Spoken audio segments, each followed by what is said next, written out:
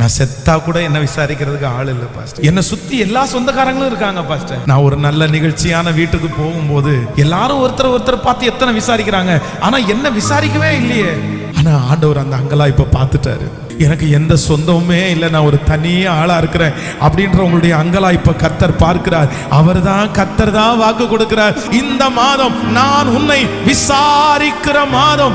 உன்னை விசாரிக்கிறதற்கு யாருமே இல்லாவிட்டாலும் இந்த மாதம் பரலோக தகப்பனாகிய ஆண்டவராகிய இயேசு கிறிஸ்து உன்னை விசாரிக்கிறார். உங்கள் பிள்ளைகளை விசாரிக்கிறார். உங்களுடைய சூழ்நிலையை விசாரிக்கிறார். இதோ அவர் விசாரிக்கும் போது குறைவுகள் எல்லாம் நிறைவாக்க படுகிறது.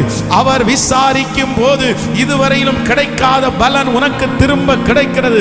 அவர் விசாரிக்கும் போது செத்து போன இடத்திலே மறு வாழ்வு உண்டாகிறது. அவர் நம்மை விசாரிக்கிற தேவன்.